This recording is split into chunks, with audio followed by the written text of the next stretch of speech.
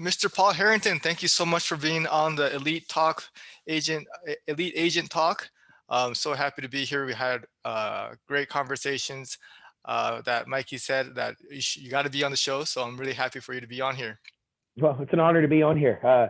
I just, I enjoy what I do. Got a lot of passion for it. And just what an honor to be asked to be on the show. So appreciate it. Thank you. No, yeah. And I just want to first start off with some of your background here that I know of. 10 straight president councils. Yes, sir. Nice. 10 in Wow. a row. Yeah. Talk about consistency. Yeah. And five MDRTs. We'll talk about how diverse your agency is. I have a lot of interest in because that's an area that I want to improve in. Um, 9 championships, 11 toppers, Tyler and Leavy award winner, um, a big book of business, 8.5 million in premium, 16 years as an agent. With all these things, great accomplishment. What are some other things that you're proud of as an agent?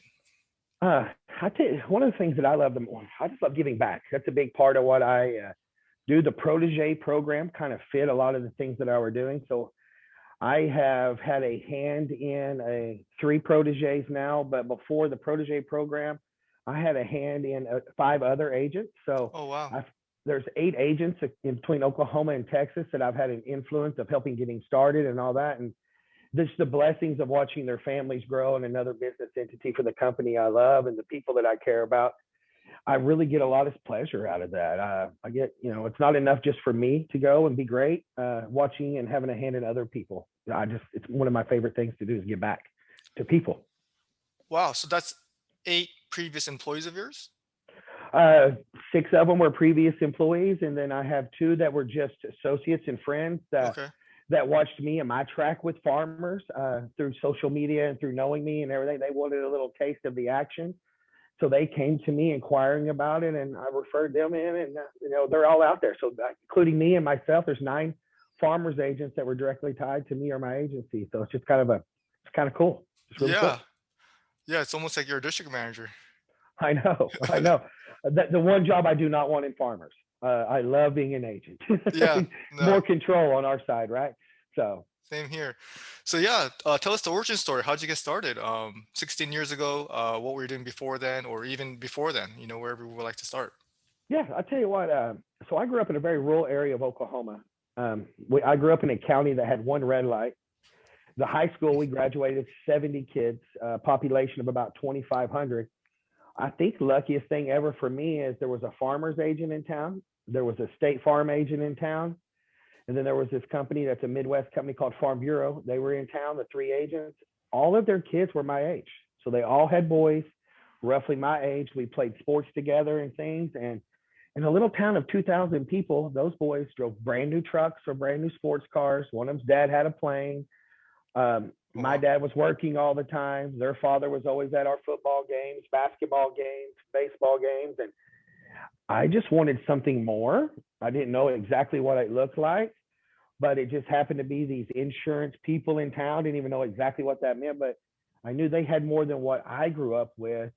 So I just piqued my interest early. And so after graduating college, I was a server and bartender and a little hustler in college, did whatever I needed to do to make ends meet and everything. And then I took a management role as a restaurant. And I managed a fine dining restaurant. I managed it for a year and a half. Then I took another position as a general manager for another fine dining restaurant. And man, just working 70 and 80 hours a week for someone else's profit and loss statement. I enjoyed it, great experience, but I just started thinking, I want to do something. I want to work on a P&L statement for myself. I'm working 6 days a week, 12-hour, 13-hour days. I want to invest this in myself. So I was sitting there one night and I was thinking, and one of my best friends growing up, his dad happened to be that farmer's agent in that small town. And I just kind of like, he had this, he had that. He was always at everything. I literally picked up the phone, called my friend's dad in my hometown. I was like, I want to do what you do. What do I do? Oh, wow. And true state, I literally called him up. I want to do what you do. And he said, well, do you want to start your own or do you want to go work for someone? Because where you live, which was about 3 hours from where I grew up, he said, I know the best agent, the biggest agent in town. You can go work for him, or I know the district manager if you want to interview to do your own. Well, any young 24-year-old ego, I said, I want to do my own. Uh, so I picked up the phone and I called the district manager at the time and said, hey, this is who I know. He gave me your number. What's up? And he set a time up. Now, I can remember this interview. I started 16 years ago, so I think this was the time when farmers would take anyone. Uh, but I can remember being so nervous. I went and bought a suit for the interview, had it tailored for the interview. I get in there and I'm sitting there and I'm thinking, man, he's going to grill me, ask me all these questions. He asked me a few questions. Do you have a college degree? I said, yes, sir. Do you have money in the bank? I said, yes, sir, I do. He's like, perfect. Can you fog this mirror? I said, I can fog that mirror. He said, you're hired. So, well, I was so nervous. Then I walked out like, oh my gosh, that was so easy. I must have just been so impressive. I didn't realize they were taking everybody at the time. Yeah. So, and then I just kind of started my career. And for me, the first 5 years as a farmer's agent was unique. That was horrible. I did not make the blue vase in the first 6 months. I never made an achievement club in the first 5 years. Wow, really? I never made anything. I looked up 5 years later, and I'm sitting there with about $800,000 in premium. I had an employee making more money than I was making taking home because I was doing the things that I was told: invest, market. Unfortunately for me, the DM at the time was at the end of his career, so he wasn't hands-on and heavily involved. So they would just say, "You're supposed to market and buy leads." So I'd buy leads and I'd market, but I didn't have anybody really helping me hone my skills. I just threw spaghetti at the wall. I think I tell people I was just happy to be a business owner because that was about the only thing I had pride to say. And I own my own business. I don't know if I was a good business owner at the time. I wasn't making any money, but it was what I was holding on to. And then for me, after 5 years, we got a new district manager. Okay. I can tell you that people tell you all the time you're meeting one person away from changing your life forever. And the district manager I've had for the last 10 years was that guy. Wow. And so he comes in and he re-interviews me in a sense, and he's talking to me. And I'll tell you how small of thinking I was. There was a perennial agent in the district that used to make championship and the old championship and toppers. He'd been the agent of the year 17 years in a row in the district. There was another guy who was consistently a toppers agent, make championship every now and then. And I didn't even see myself in their spots. I was just like, I'm just a kid. I don't even know what's going on. And he asked me where I saw myself. And I said, I'd love to be number 3. Who says that, by the way? I want to be number 3. But I did. I said it out loud to him, and he looked at me. And I think the look he gave me was trying not to laugh at me. He hesitates for a minute, and he looks at me and he says, I think you can be number 1. Well, I've never had anybody tell me that before. And then what I can tell you he did, I joke all the time with him. He didn't really teach me anything, but he just changed the way I think. The first thing he ever did was he took that farmer's brand and that shield and he just embedded it into the district. This is stand behind the brand. This brand is everything. The brand, the brand, the brand. So for the first time in my career after 5 years, I started really believing in the farmer's brand. And then when you get your heart behind something, it just gets a little easier, Dan. You know what I mean? So my heart was with farmers. He did a great job of taking my ego and pumping it up, pumping air in my ego every day, tell me I didn't know how good I was. Don't let the size of your agency stop you. Don't let anything get in your way. And the very first year he was my district manager, I doubled the size of my agency. We went to 1.6 million in premium. It was crazy as it sounds. So he's been with me 11 years because I made 10 PCs. So the first year I get a call that I was actually the first person not taken in President's Council. So I went from doing nothing to getting this guy who I felt like is changing my life to getting a call that, hey, you almost made President's Council, which was like making President's Council. I had qualified for toppers and championship, and then they're telling me, hey, you were first out. I was like, oh, I made it. As far as I'm concerned, I made it. You're right. You could taste it. I could taste it. And what it did, it just inspired me to what farmers is all about. No limits, no ceiling. It's an equal opportunity. And I needed to own the opportunity farmers was giving me. I don't think for the first 5 years I understood what I was walking into. So I just latched on, Dan. I just latched on. And then the very next year, got the call, made President's Council, the first President's Council I ever attended. I was nominated for Life Agent of the Year. I led the company in the highest premium per policy issued that year. My average policy issued was $3,800 in annual premium. And that was, once again, it was like almost winning. It was just like winning because Hmm. it was my first taste.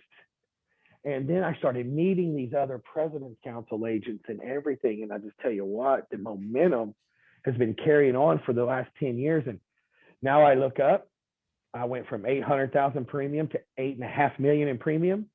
And I've organically grown 7.2 million of that out of that Wow. growth. Now, that's amazing, Paul.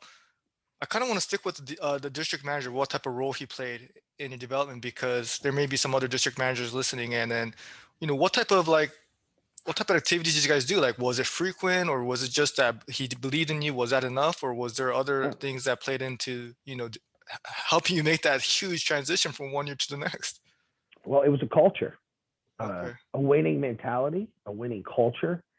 He actually he went around and I think there was only like 20 something agents in the district at the time.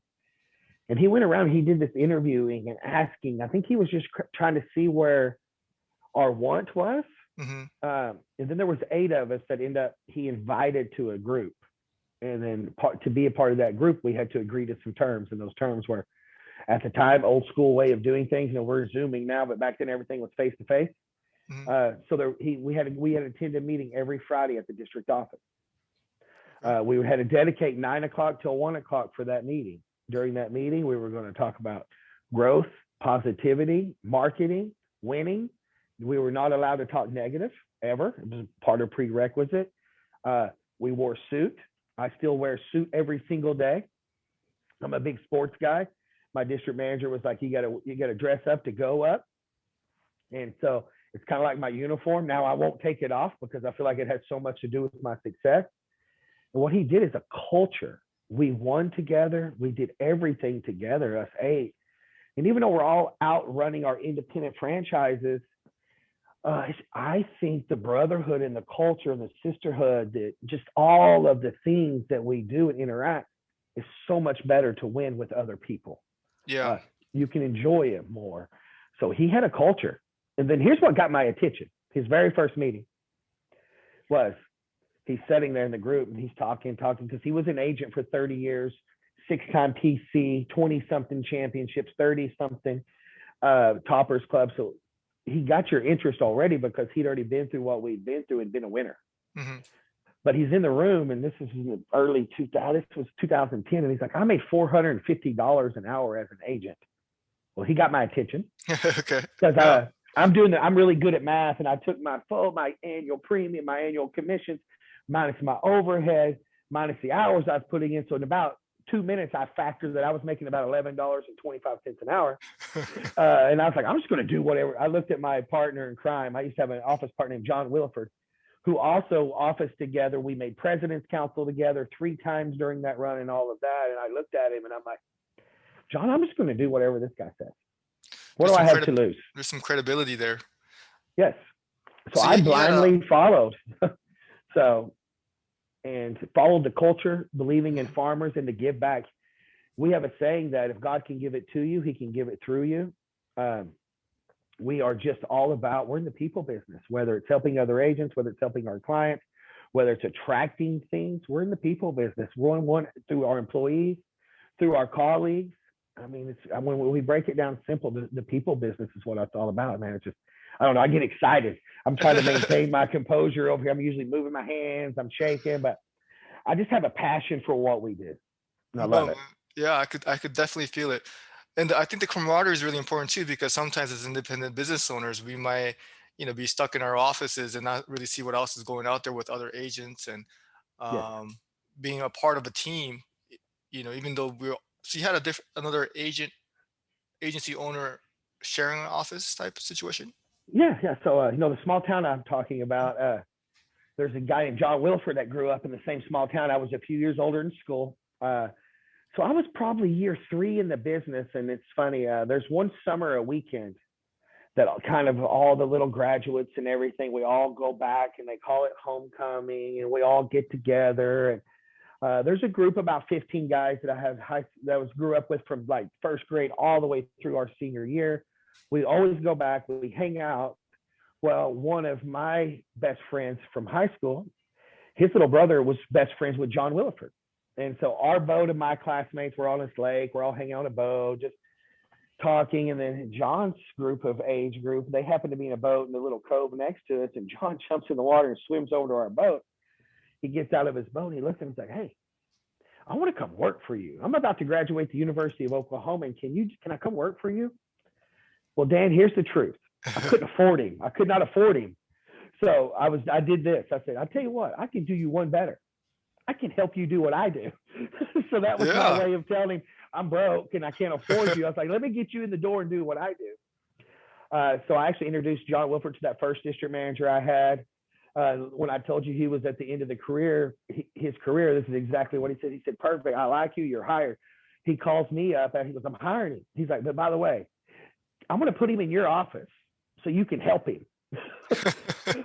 I didn't even know what I was doing. Still 3 years in, and told him I wasn't very successful. But of course, I'm like, my mind, I'm like, okay, that works for me. Oh, I got somebody to split the rent with. That'll help me. So about a year and a half after I started, John came in, and then I tell you what, it was great was I had somebody do it with. So during those troubling times and figuring out, it was like I had to go perform because I brought him in, and we just did so much together. He was a ride. I mean, we literally went together when Rick took over. I think we had 1.1 million in premium. I think he only had 300,000 after 3 years. I had the 8. I was the best of the worst of the office. And then we both just went together on this climb that was unbelievable ride. We officed together up until 3 years ago. Oh, wow. I had made 7 president's councils officing together. He had made 3. I'm not aware of any other agents that actually office together and both made president's council. Oklahoma only gets 3 people at the table. Wow. 2 of the 3 were coming out of one office. It was great momentum. One of the things that, like you're talking about the camaraderie, one of the things that I always try to do, I always have an agent that I'm striving to be. For me, it's been David Sewell for many years. So David Sewell's what I call my upline. That's who I'm chasing. That's the guy I call. How did you get there? How did you do this? I always have an agent that I talk to where I'm at. Mm-hmm. For me, that's Mike Ruiz. We've made President's Council 10 years in a row together. We've been on the same journeys. We're kind of like this in our careers. We're running parallel. So he's my equal line. We kind of bounce stuff off of each other. And then for me, I always have an agent that I'm mentoring that's downline that I'm trying to get to where I'm at. John was my first one there. Didn't need it. I wasn't that far ahead of him. Just because I'm older is what I say. And I've just kind of taken that through the years and just have kept going with that. So it keeps me grounded. It also keeps me remembering where I was. Mm-hmm. And then it just keeps me focused on going forward. I mean, I feel like I'm just now scratching the surface of what we're capable of. So yeah, it's exciting.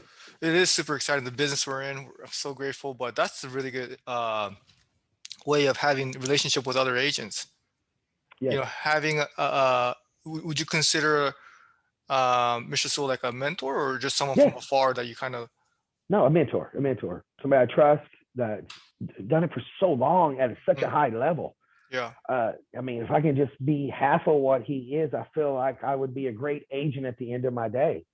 He's a mentor. He's a mentor. That's great. Yeah, have inspiration, and also have somebody, that's could really understand and relate to your situation. And then I do feel like giving back also helps you in a way because keeps you grounded, like you said, remembering the situations that you're in and kind of appreciate, the journey of where you are right now. So I think that's something that I think a lot of agents could take from. Yes. I mean, I take advantage of it. We spend so much of our time driving and pushing. I think that we don't even enjoy where we're at sometimes. So I think that I call it the up chain, down chain agent relationship. It also helps me feel more satisfied. I think part of the keys to my success is I never feel comfortable where I'm at. I never feel satisfied. I actually had a conversation with my mother about this morning. I'm like, I wake up every day like I'm feeling behind. And she goes, that's that competitive nature in you, son. You've been that way your whole life, whether it was playing sports when you were young or wanting to make the best grades. She goes, you wanted to race people across the street just to check mail. Uh, she goes, so I think I'm comfortable feeling uncomfortable. And so I think it's a lot of my driving force. So I could totally relate to that. yes. And sometimes you have to balance it, because if you're completely unsatisfied, you actually end up being unhappy. So you have to balance yourself by like appreciating and having gratitude and kind of enjoying the journey. So you want to be happy, but you don't want to be too happy where you're just That's not right. you know Complacency is the yeah. biggest fear of mine. I got a unique story about my son. I got 3 children.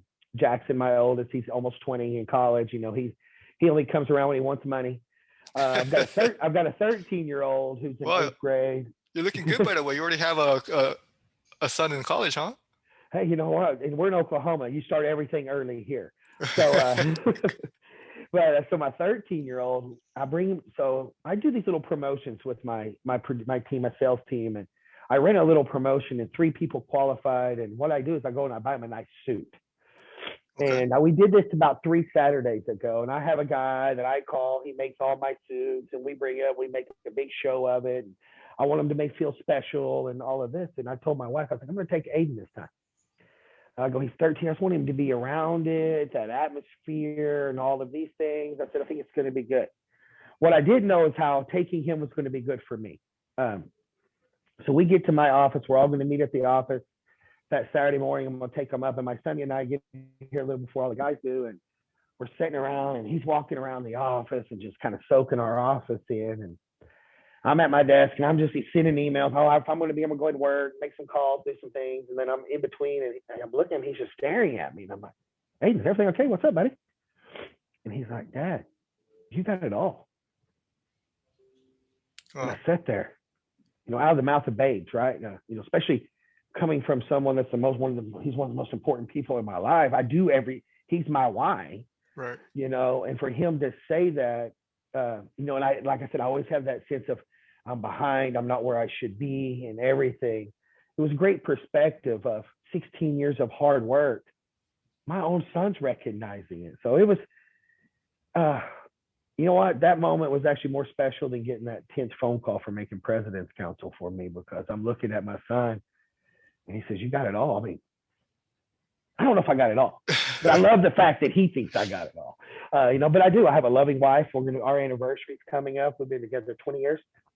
I got 3 children. I'm celebrating farmers. I've got staff out there that the culture of our agency, they're just so excited to be a part of. I do. I have it all. Sometimes it's just Farmers provided that. absolutely So, same with my life. But sometimes it's just that one moment that makes all the hard work worth it. You yes, know, yes. it makes you really appreciate. Uh, wow, that's a powerful story. Hopefully, my kids are smaller, but that is something that I can understand how special a moment that could be, because that's, who else do you want to make more proud than your kids? If, That's all that matters, right? yeah, Once they say they're proud of you, who cares what anybody else thinks? yeah, So, that's a powerful story, Paul. Wow, thanks for sharing that. So I get a sense you're big on, winning culture, yes. competitiveness, camaraderie, getting things done together. Share us how that, strategy and philosophy transfers into how you run your staff and your agency. Okay. Well, man, I'm super competitive. I grew up playing sports. I was football, basketball, baseball, and I didn't even realize it for many years. I've kind of always, fortunately, God's put me in a position of leadership role. I was the quarterback on my football team from 4th grade through graduating high school. I was the point guard on the basketball team from 5th grade through graduating high school. I was shortstop and leadoff in baseball from 5th grade through high school. So first off, competitive, absolutely competitive. I will run through a brick wall to win. That's why I love insurance, because we keep score. Right.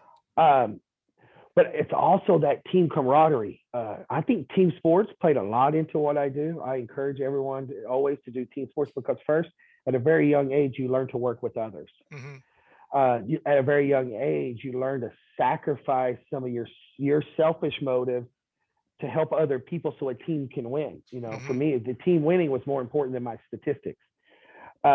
And so I've kind of taken a lot of those basic cultures that I grew up with sports and wanting something and applied it to what we do here. And what I can tell you is we keep a culture of like just positivity. Like feed, I think to me, feeding my mind with positivity and moving forward moments is more important than studying an insurance book because as we go, our mind goes. So every single day we do a little huddle. It's 10 minutes. I mean, we talked about three things yesterday that we accomplished. We talk about three things that we want to accomplish today. And then we never talk about the things that didn't go well. We never talk about a quote we didn't get, a deal we didn't get done. We only talk about the things that are yeses. So, like for example, in all of my team, 6 o'clock is when we close the office. Hmm. But from 5:45 on, whether we're marketing, whether we're cross selling, whatever we do, I have had a philosophy for the last 12 years. Uh, End with a yes, whether it's a yes to a quote, a yes to a bind, a yes to an appointment, a yes, you did a good job. Have a customer experience where you got a yes, end your day. Because then you're going to go home feeling good. Hmm. Your last memory of the office was a yes. We're always looking for a yes. And so that's kind of that positivity culture. We end on a yes, no matter what. Now, you may be here till 8 o'clock getting that yes, Uh-huh. uh, but we end every day on a yes. And then we win together, we lose together. I do things like with my office every year. People email me three personal things they want to accomplish. What I do is I tie what I want to accomplish in the agency to their three personal goals. An example, it might be I want to own a new home. uh, I tell you what, if we can accomplish X, Y, Z, I'll give you $5,000 down towards a down payment on a house. I did a deal one year where I actually had to pony up a $10,000 down payment towards a house. Wow. Uh, I had another employee one time that never had owned a brand new car. Uh, Hmm.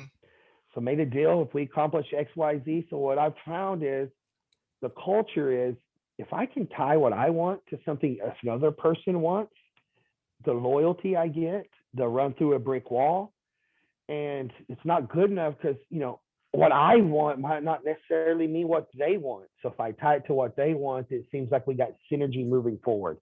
That's so And powerful. yeah, and it's a family. We're a family, so we celebrate together. We do everything together.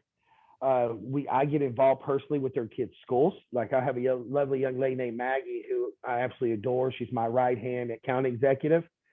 Her and her husband have a passion for youth wrestling, so they started an association. Because that's their passion, I made it my passion. I said, I want to be the first to donate to your association. And then what I do is I'm showing them loyalty back, which Hmm. ties in that loyalty to me. And then when you're loyal and you're all on this energy, man, we can accomplish amazing, amazing things together. So it's very, very important to me. So That's awesome stuff, Paul. I think it's so important for us to understand what's important to them, yeah, and then to actually help them achieve their goals. That's specifically, yes, yes, you know, and know that you're behind it and you support their goals and you even, contribute to it, not just with a paycheck, but with, um, figuring out a game plan how for them to accomplish it, and then to even make it easier for, helping them. That's yeah, that's a good one because I do believe in having reviews and understanding their goals and talking about it. But that's another step further where you just write out, okay, here's what we got to do to get there, and then if you do it, here's what I could do for you. Man. it ties it all together. Hmm. That's how I look at it. It just ties it all together. So, and I learned that from somebody. I would love to take credit for that idea, but that's another thing that I do is I'm really good. I go around and I ask a lot of questions and I do this and I take other ideas and I just apply it. I've applied it. That's what I tell you. I'm really good at implementation. Hmm. Because we get so many ideas everywhere we go. And the problem is implementation. So I'm an ideal stealer. I'm a great implementer. So Yeah, well, that's important. That's the important part because there's so many great ideas out there. It's just who's going to execute them. yeah, That's the difference maker because we all kind of know the information out there is that, hey, we should do this, we should do that, but the agents that win are the ones that actually implement the systems and execute on these ideas. But Yeah. sounds like you have that's a great one, Paul. And you've already shared so many nuggets. But what are some other systems or ideas that you've implemented that really has helped your agency out? So one of the things I'm telling you, I'm very systematic, but I also I like, for example, we'll use the word quota with sales team, or an account executive. So I do my quotas. All quotas are assigned our activity based quotas, Dan, because that's something we can control. We can control our effort. So like if you come in and work for me, I what I know is I know my numbers. I know where I want to end up. So I start there and I back it down to activity based. So for example, in a salesman in my office, I know it takes us 100 calls to generate 5 new quotes. I also know that we close about 13% of all our quotes. So I need 5 pitches a day and 5 new quotes a day per person. Very simple. Hmm. And what I mean is we've contacted, not text someone or emailed someone, which is very efficient, but we had a verbal yes, quote me, or I have pitched verbal through Zoom or in person a day, because to me those are the most impactful moments is when we have an audience. The other stuff is good volume game and good filler. So that's literally the salespeople. It's based on effort. When I used to do the old school quotas, say 30,000 a month, for example. Now that's the expectation. But if a producer or a salesperson's at 38 with a week to go, they're going to sandbag you for 7 days because everyone's always afraid of their quota, right? Oh, Right. I'll just set myself up for next time because I'm good this month. Or if they're at 15,000, they're going to desperate sell, and all those prospects are going to feel it, or they Hmm. might even give up and get down. So my whole premise of everything is activity based. We're going to do X, Y, Z for our P and C, because you can just follow the standard, and the numbers will follow. Hmm. It's the same thing with life insurance. My goal is that everyone in the office is responsible for 2 life appointments a week. I have a staff of 9, so that's 18 appointments, because I know 9 will reschedule or no show. 4 we'll never talk to because they'll disappear off the planet Earth. We'll have 5 real appointments. We'll write a couple of cases. Uh, so everything I do is activity based back down, because those are things everyone can control. And as I keep referring back to, it's positivity, momentum, mindset. So the things we can control, we'll check those boxes, and it keeps us feeling good about what we're doing, and the results will follow. The results will follow. Yeah, that's interesting. That's a great way of looking at it, because sometimes we always are focused too much on the result, and you're actually instead of starting there, you start from the most important thing, which is activity, and you have the faith that as long as activity is good, then the numbers will work itself out, and you'll get the results. Yes, yes. And for me, because even because there's different, everybody's at a different level of where they're at, right? All our sales team and all this. If I control the activity, it also gives me a good feel where each individual is at, right? Because if you got Mhm. everyone doing the same thing, and this one's closing at this rate, this one's down here, so then I know who to actually go and work on. Uh, or I'll take the person that's up here and go, you need to work with this person down here for 2 weeks and help them close, because y'all are Mhm. doing the same calls, the same amount of activity. So it really helps me spot coach too. Mhm. Because another thing that I do, everyone always likes to, I have them do a sales sheet, and I have this ROI tracker with lead sources and all that where I can see, but also I have them email me every Friday Mhm. their no's and why they were no's. Hmm. Because then I can, okay, I see what they're saying. Let me help you next time this comes up. I'll give you an example of one where this really helped my agency. So I had a person working on a guy who had a bunch of rental properties, about 18 of them individually owned. Well. So we were quoting them in farmers under landlord. In Oklahoma, a little opposite of California. Up until recently, we used to have where the reconstruction would be here for new construction, but market value was here. So this person, they quote a full reconstruction. We have a minimum of $2,500 deductible on our landlords. She sends them all back. He turns her down. We're a few hundred hires per few $100 higher per policy. But we're also insuring them for more. He was doing the modified with his old company. He just wanted what he paid for them. And that's what her response was. Mhm. Well, we were quoting these at X. He was here on all these quotes, and this is where the price was, and this is why he told me no. And then he also told me he never files claims and blah, blah, blah. So I was like, oh, this is a great moment. I see this because, experience, we've dealt with a lot of these things. So I call the person and I tell her, I'm like, young lady, I'm like, look, this is what he said. I said, I want you to do this. I want you to take these and I want to take the deductible to 10,000. And her eyes get big. And I'm like, no, no, listen to your prospect. I don't file claims. I just want catastrophe. All I care is if I get my money back if it's blown away. And I said, so we're insuring these. We're just going to say for 200,000. He paid 150, and that's what he wants. If we go to a $10,000 deductible, he's going to get 90,000 per total loss. Still more And coverage. more coverage, and it's going to lower. And since he don't file claims, we're going to mitigate all the small stuff, so we'll never get calls from him for little stuff. And then I said, you're speaking his language, and to watch that premium drop. So she repackaged it, sent it over to him, and used the words that, you told me, reminded him of his own words. You told me you don't like to file claims. So here's an example. We took these to here. You only care to get your money back with the total loss. This is what it looks like with us. With your current company, you have a co-insurance problem and you have a deductible. So this is what way it may look like. And so we were paying out an average of $30,000 per total loss. We used his own words of you don't file small claims anyway. And we end up securing the deal. So Oh man. I have found that so once I did that, now it's a must. So I don't take personal appointments on Friday. I actually analyze all my marketing data every single Friday, and I do a lot of individual coaching on that day. So Yeah. Well, the no's are the best ways to learn from the yes, no's. And it's yes, just, you're just giving yourself training opportunities and to help your producers. yes, Because yeah, for someone like that, $10,000 is not as a big deal for somebody else, So yeah, yeah, that totally makes sense. So just a training opportunity from going back and reviewing the no's. yes. You That's got some people that would bring that to you before they said, well, how would you do this? Sometimes the salespeople they don't, they're not as far down the road as we are. They may be afraid to ask that question, or they're scared of that deductible until you tell them, hey, don't sell out of your pocket. Look what this guy's assets are. Listen to what he's saying. So I don't know. I have just found, and plus I'm pretty hands-on. I have just found that helps me, and it seems to help my sales team speed up the learning curve. yeah. Well, yeah. Well, 16 years of you know what you're doing, Paul. So Well, I pretend to anyway. So no, yeah. So training is a big part of what we do. I yeah. definitely I agree with you on that. That's a great system too. I love that system.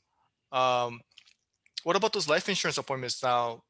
You did the math, and you're gonna have that many appointments now. Do you personally go to them, or are they setting up appointments for themselves? So what I do is for years, this is the first year that they're setting them up for themselves. For years, I was sold 100% of all the life insurance our agency did. Uh, one of the things I feel like I've never accomplished though is 100 issued and paid. It's the one thing in the box I've never checked in the last 10 or 11 years as a farmer's agent. So this year I'm transitioning to that, and they're going to have conversations about life insurance, and they're going to write terms. And if it goes to a conversation about permanent insurance, that's where I'm going to come in. I love the BUL. I love the IUL. I'm a permanent insurance fan. I believe in it. That's kind of my wheelhouse. Hmm. Uh, so that's the way I'm gearing up now. But for years, it was set up, roll them to me, and then I would go through my appointment process to grab premium and permanent insurance. And so for us, we've done 10 years in a row of 100,000 or more in life insurance premium. I think our best year ever was 186,000. Wow. The least amount I think we've done in this run is 108. Um, but it's a lifeblood. For Hmm. one, I did it in the beginning because of revenue. I'm not even going to lie. I was out there and it was a quick way to grab revenue when I was getting that growth moment. And then I could put it back into marketing and I could put it back into that. But then I started finding out over time that I actually really liked it. This is my favorite part, and I'm really good at it. I've got, cross my fingers, I've got the largest case I've ever written. It's up there right now for $6,200 a month in premium, one Wow. policy. So I hope I can get that through. I'm going to say it online. Oh, Farmers who are alive, you're here, and let's rubber stamp that. But it's challenging, and then it's a clientele. It's small business owners. It's a lot of people like what we do. We're small business right. owners. We not necessarily be in a position to offer 401k benefits, do all of these things. So I like working with these small business owners as an opportunity to protect their family and to generate some potential tax-free income in the future. So it's a big systematic approach, and it's all from appointments out. I just know that we need to schedule about 400, 500 life appointments a year to get those results. And then that takes that pressure off. I just tell all the people working with, like, you don't have to sell. We just got to talk to people. You know, we just talk to people, just bring it up as a conversation. Because to me, the best sales agents in our company are actually the best people at collecting data and information.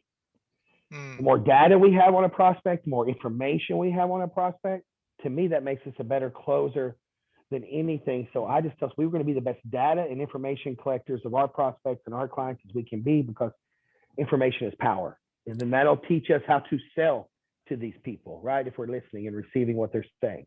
right. We need to understand what they need help with, what their Yes, situation is, yes. so asking the right questions. And these big life cases, are they still being done face to face in this changing? Yeah, well, they are. We luckily for me in Oklahoma, we've been open since last June, so we've been doing a Okay. lot of face to face with masks. But I've become a Zoom expert. Mm, We were completely shut down there for a few months. I know you guys out in California experienced a little longer than we have. I love Zoom. I think Zoom. Here's what I found out about Zoom for me, because here's the great thing about face to face. They're very effective. Your closing ratios are very high. But if you're bouncing around all over town going to these appointments, you can only do so many in a day. right. Yeah. So I have found that I'm loving Zoom because I can do twice, three times as many appointments in the day. So I've always been the 2 appointment guy. Meet with you, counsel you, go through your needs analysis, come back, Hmm. and then do a presentation.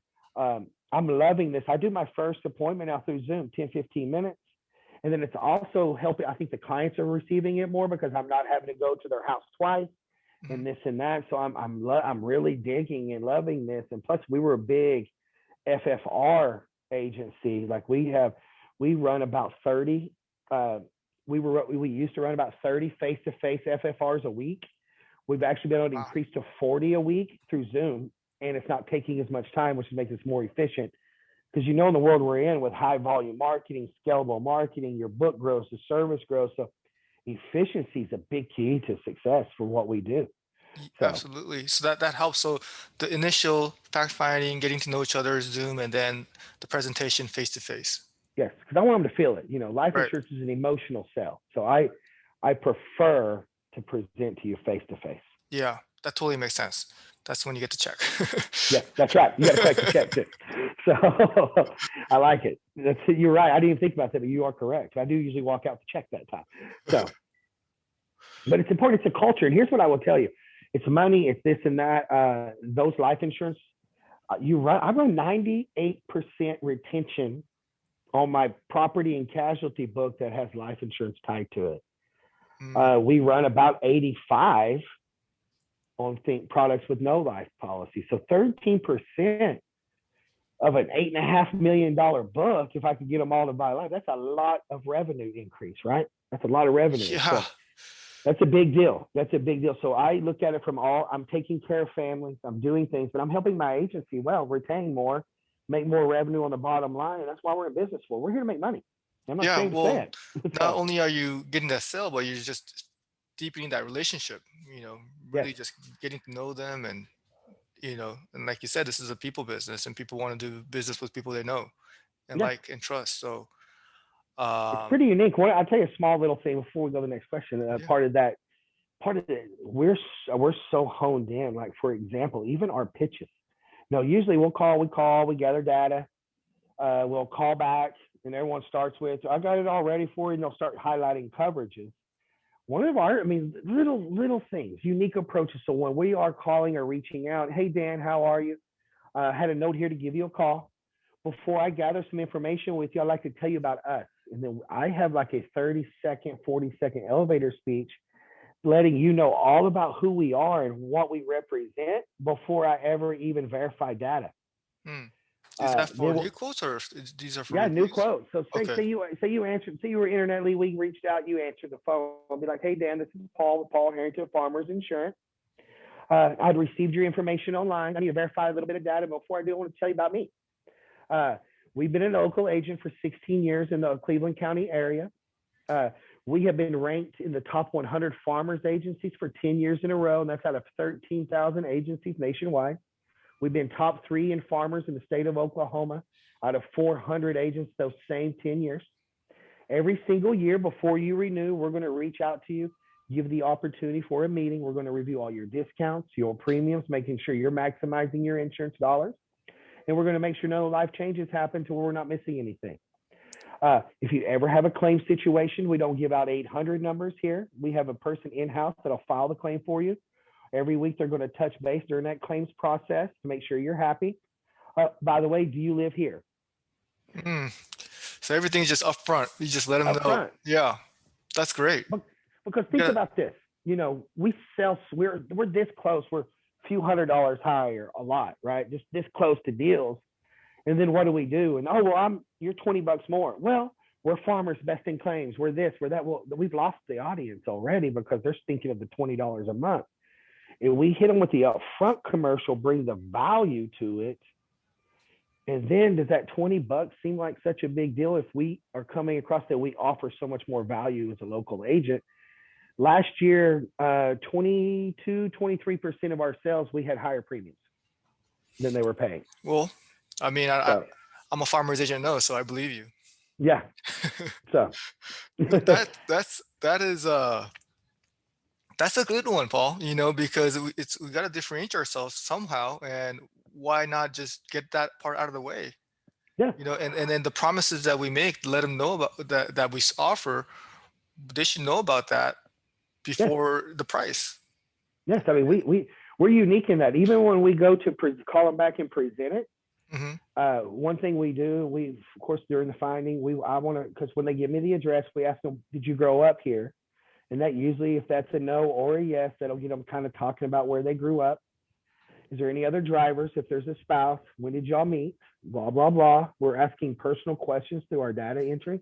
Do you have any kids? What's their names? What do they do? So when we do the call back to go over the numbers, we reiterate their family tree. Hmm. And then we go to the home quote first. We add sewer and drain backup. We add equipment breakdown. And we do service line on every single quote we do as long as those coverages qualify. That's where we start our pitch. Because if no one starts their pitch there, Hmm. a lot of companies can't even offer the equipment breakdown in some of these coverages. So we start there. We blow those up like they're huge, great coverages because they are. Then we go to like the rest of the world. And your dwelling's 1 million, and your separate structures is this, and blah, blah, blah, blah. That way, when we get down to the price, we highlight those beginning coverages that are difference makers. And then if we're a few hundred higher, we don't tell them that only costs $80, right? We bring the value to that few hundred. Those bring the value of the price difference. And then we do the same thing with auto. We talk about glass coverage. We talk about our amazing tow coverage. We talk about our K5 coverage. And then we go through bodily injury and uninsured motorists and work our way down like every other company and every other agent's doing, just to be different, just to be Hmm. different. Yeah, and So, that's what we need to be is different. yeah, Because if we're the same, then the only thing to compare is the price, and we can't win there, yes, that often. So, but I think the way I've trained my staff is like, we got to talk about that, but we find ways to fit it in. But just start off with that, just start with it. come Yeah, come with our best, futures from the very beginning. that's right. I mean, if because think about the position we are in, Dan. If I want to, I would love if I'm going to do business with a business, I would be impressed if they sat there and told me what they represent, what they're all about before they actually ever handed me an estimate. Hmm. Right? I mean, I'm like, that's I kind of put it to what kind of consumer I am, and I have found that it's very powerful. We're Hmm. seeing a dial move. We're not totally watching a dial swing, but when you're writing a large amount of business, one or two extra deals per month, 5,000, 6,000 premium per month times 12 months is 70 grand more this year. We do that a year. We do that 10 years. You wrote 700,000 additional premium over 7 years by these little nuances, and that's just long-term revenue. Yeah. And yeah, like you said, retention, if it goes up a little bit, well, that's a big amount from It's a 85 to big 98. deal. But it's speaking of same thing as closing ratios. If your closing ratios increase just a little bit and the amount of quotes volume that we do, that can make a big difference, not only for this year, but moving on forward because we're in it for the long game. That's right. That's right. It's a marathon, right? Yeah. Sometimes I'm sprinting the whole marathon, but it is a marathon. I like that. Yeah, that's So, so true because you gotta have a long-term view, but you can't look at it as a marathon and be like, okay, now I could go at a slow pace. yeah, no, You no, know, I'm sprinting the whole marathon. I had whenever I was first got this little run I was on, I remember my district manager, he has me talk to just a small group in our district, and I'm talking about my marketing. I'm just so, I'm bouncing off the walls. I make a cup of coffee nervous. Okay. So I'm in there and I'm just so fired up. I probably got spit flying out, and I get through, and I'll never forget what this agent looked at me and said, Paul, you need to slow down. This is a marathon, not a sprint. And I didn't even think about what I was doing. And it came out of my mouth. I just looked at him and said, well, I'm sprinting the whole marathon. And well, here I am 11 years later, still sprinting. So, yeah, you need that urgency, I think in the daily activities, but then also have that long-term view. So it is yes, both. it is You both. can't sprint and then you have to, but you also have to have a real long-term approach because if you're always doing actions to only help you on the short term, that's not gonna help out the agency. So That's right. Well, it'll cloud your decisions. Short-term success doesn't necessarily mean long-term success. So I start, we back everything up. Here's my dream down here. We're going to back it all the way down to what we need to do today to get to there. So, right, wow. And then it sounds like you have a real diverse agency as far as product line. yes, yes, That is we write it all. that what do you attribute that to? The reviews or what would What's you the say? reviews? And it's the marketing. One thing, I'm very consistent with marketing. I've always had a high marketing budget. We have we average about 5,000 contacts a week through Mm, phone, texting, or email.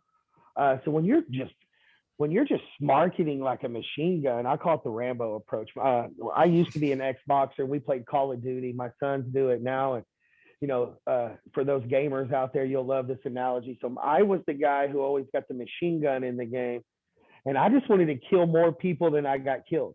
So I would run through, and as long as I killed two or three before I died, I felt like I was winning. My son, he's a sniper. He sets back, never dies, but only kills like 8 people. I'm like, look, I killed 48. He's like, but you died 30 times. I said, well, I killed more than I died. So that's my approach. I want to be a sniper, but I want to shoot it 50 times. So we're a machine gun approach. We're going to run the volume to get to where we want to go.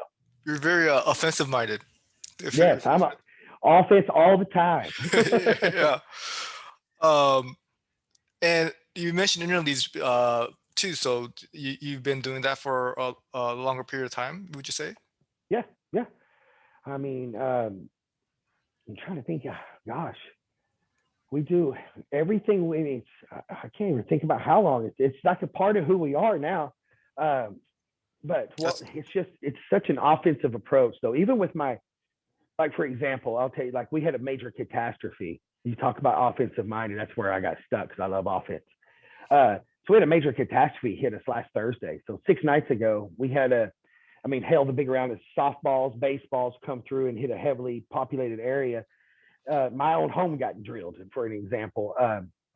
But some people wait and to see what happens with the claims. What we did is we even have offense on retention and claims. So we literally went through, reached out to a local meteorologist. They sent us the hail tracks. We knew exactly the area. We went through, pulled the zip codes, all of our clients, and we spent Friday morning reaching out to every single client in that area, checking on them, see if they needed any help, if they needed to go ahead and file claims, if they needed their property checked by a local contractor.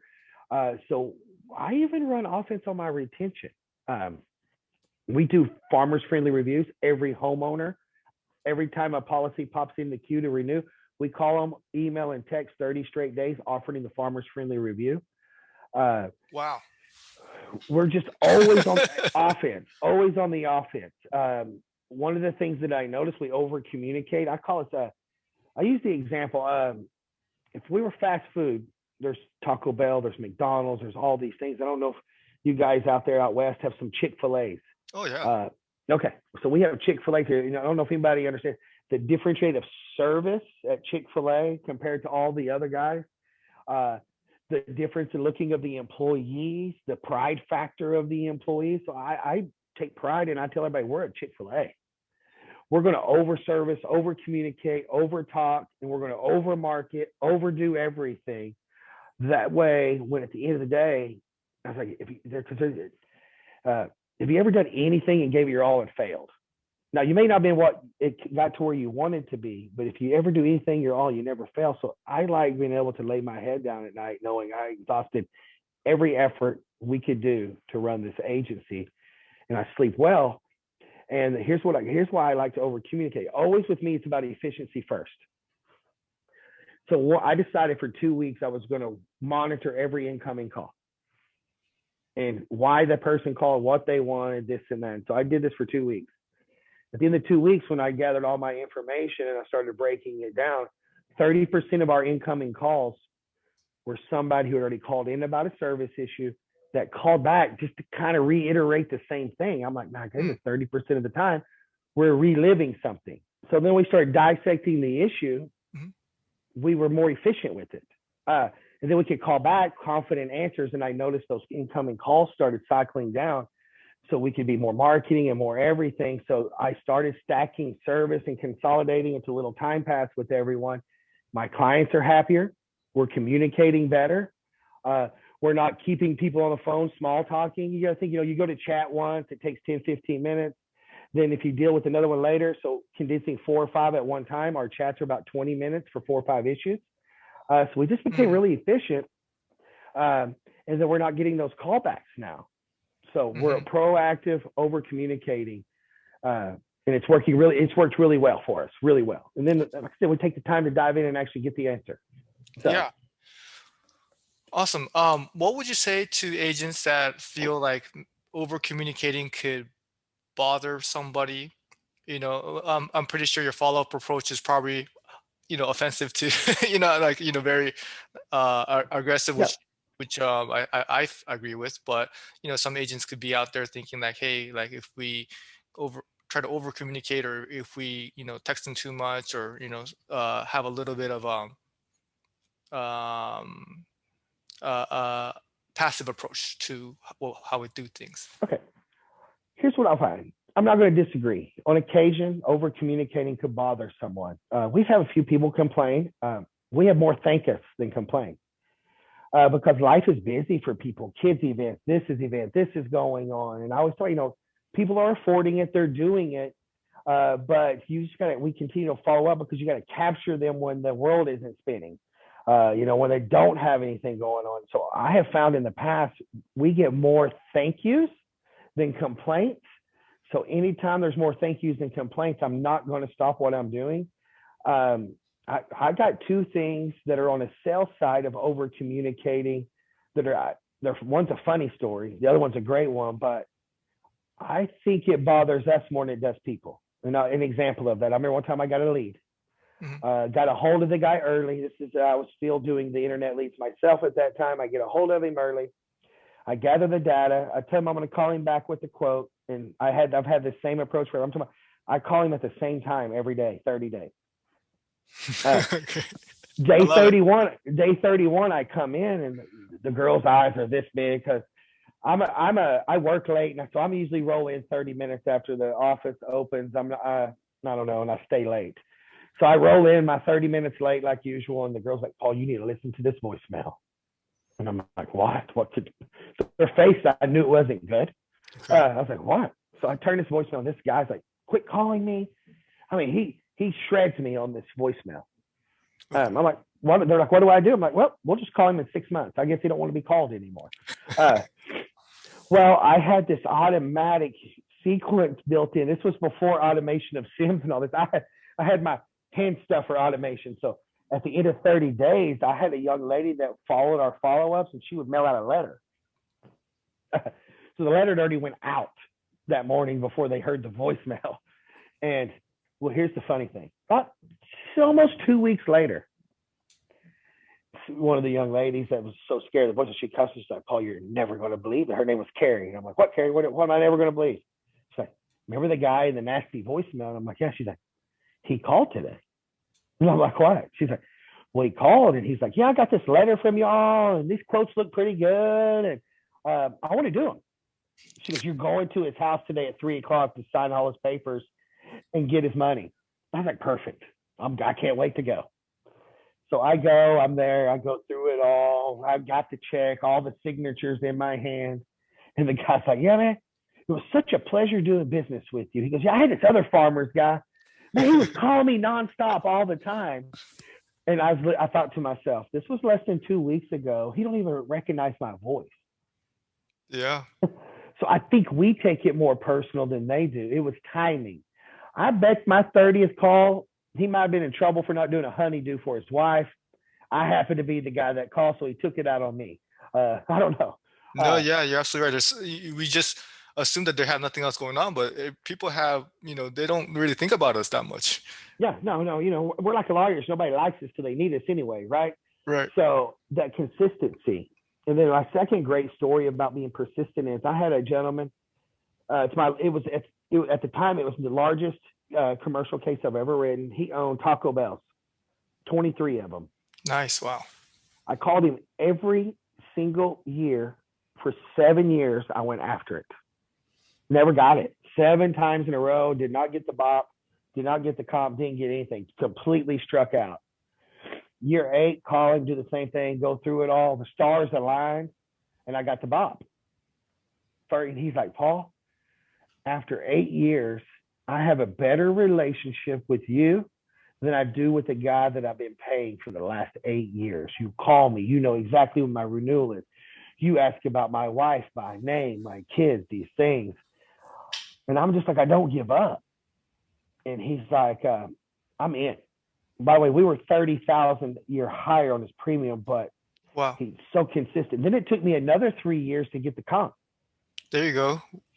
So I was after the comp for 11 years before I got it. We sold it this year. This March, I wrote that comp. I wrote that comp finally.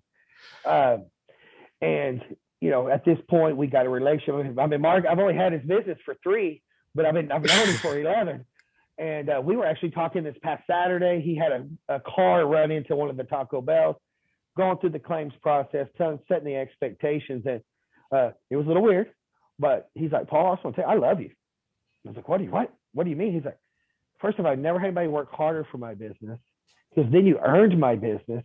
You're always calling, always checking, always communicating. I call you tonight at 8:30 at night. You're on the phone. So I can just tell you that one case, my agency makes about $40,000 a year off just him. And I just don't stop. So those are the reasons I would tell people, over communicate. We're busy. People are busy. Don't be embarrassed. Over communicate. I'm sitting here with $8.5 million in premium, and I can tell you probably the number one thing that I've accomplished is over communicating and being consistent. Love it, Paul. That's great, man. It's gonna help out a lot of agents. Having that really reluctancy to be like, hey, am I doing too much, or is it too much? Like, am I following up too much? There's never too much. Don't you agree? Never. There's never too much. We want to run up that score. That's right. Playing That's offense. right. Nothing comes to people who just play safe or passive. So we have to get aggressive, and really, once you really believe in what we're offering, we're just trying to help people out. We're not trying to reach people to just for our benefits. It's for them. So that's right. It's for them, and be consistent. I use it as the yes. It's like gold, right? This is another example. And I just gave this to a couple of my new producers yesterday. So you're in the mine, you're mining gold. That's the marketing, right? The marketing. Then when someone says yes to a quote, that's pulling a piece of gold out of the mountain. Mm-hmm. The gold doesn't come out all shiny in a gold bar.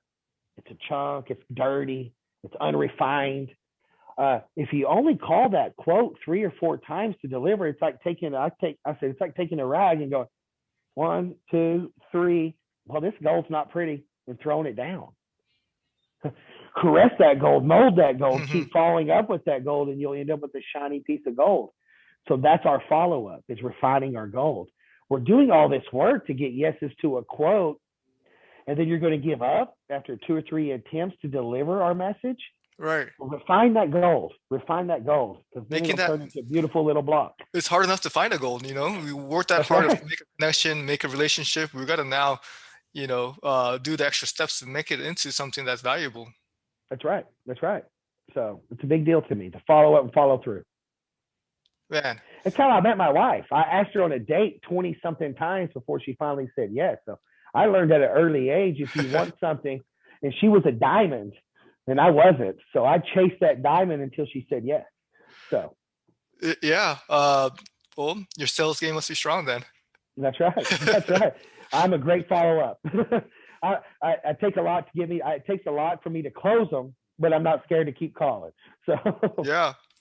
Yeah, there's a lot of similarities there, and I think in a way, when we follow up with clients, it's kind of like, the dating in a way where it just kind of shows like, hey, this person wants me. Like, who doesn't want to feel wanted? that's right. Like who doesn't want to feel like someone's interested in you? You I know, agree. I think there is a line where it kind of could get into desperation, which that line we kind of have to be aware where it is. But I feel like as agents, we're not anywhere near. We have to start showing more interest in trying to help more Yep. people out. Well, it's the words we choose, right? There's desperation can sound desperate by the words or the voicemails you're leaving. If you I'm really careful on the word tracks we use, day 25, 26, 27, 28 is just, look, I'm not giving up on you. I'm here to help, now I'd like to Yeah, give you this code. I'd like to give you these numbers, so yeah. we change our words as we do our chase. So Wow. Gotcha. Yeah. Yeah. The timing and what you're saying due to that timing is going to be totally different. yes, So, wow, that's powerful. Man, Paul, yeah, you're right. Well, we could talk about this kind of stuff. for You're bringing days. so much value. This has been absolutely wonderful, Paul. Really looking forward to the Embrace panel we're going to be on to. Yeah.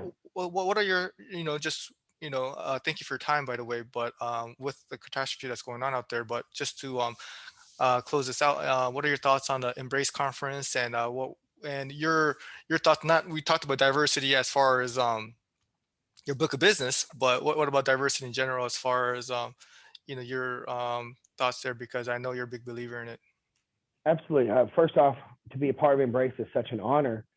And for me, when the Embrace first started coming out, it made me open my eyes. The first year, I think Embrace was 2 years ago, and it made me open my eyes. I think I was leaving a lot on the table. I recruited similar people, this and that, and then so what Embrace has done for me is opened my eyes. So now I have a very culturally diverse agency. And then what that did is it's opened up so many arms to so many markets.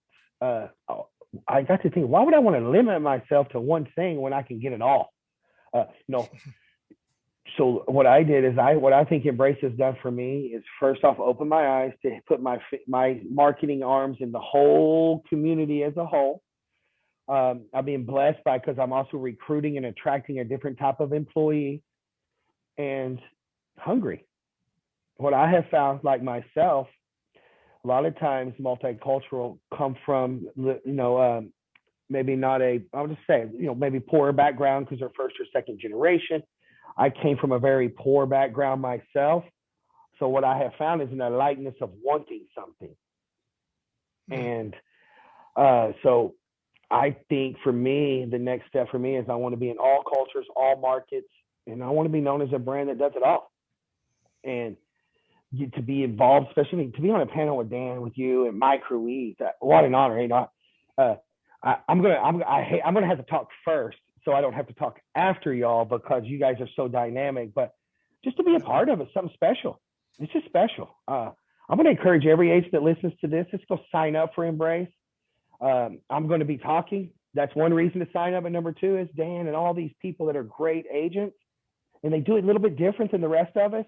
Um, my DM, another thing he always taught me is you're one idea or one person away from changing your life forever. So I'm attending Embrace to get my one idea Yeah, just no, for me. yeah, for our selfish needs. Like I want That's right. to learn That's from. right. Yeah, yeah. I'm really looking forward to it too. Being part of the panel too. I'm gonna learn a lot from you, which I already have today. Also want to touch base. Before we end, we can't recognize the greatness behind you there. Rest in peace. Yes, What type sir. of impact or what kind of stories can you share about how he, I could tell the mentality. that you have really resonates. And for me too, I mean, growing up in LA County and, literally watching him play basketball. Basketball was my sport. Me too. Me Um, too. It's my favorite. oh yeah, yeah. I'm a Jordan guy. I Okay, graduated high school in the mid '90s, so it was Jordan for me first. same here. Similar mentality, right? Yep. I'm a sneakerhead, so Oh I yeah. love sneakers too. Oh yeah, Oh I think cool. I've got over. I think my collection's up to 400 pair of sneakers. Oh wow. Uh, and so it That's, started with me with Jordan, that mentality of never give up. He got cut.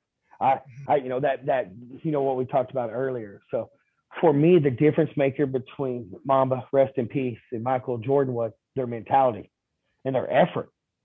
Everyone always saw their talent on TV, but what they didn't know is all that work and preparation they did every single day to put themselves in that position.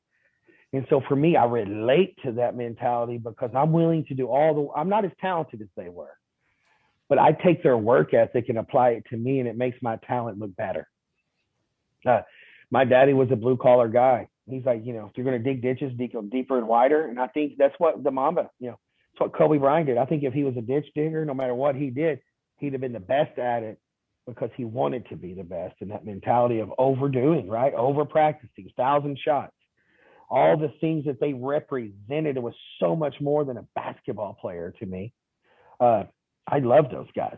They were my first heroes. Michael Jordan. I used to say I wanted to be him. I don't look like him, and I'm only 5'11", but he was my hero.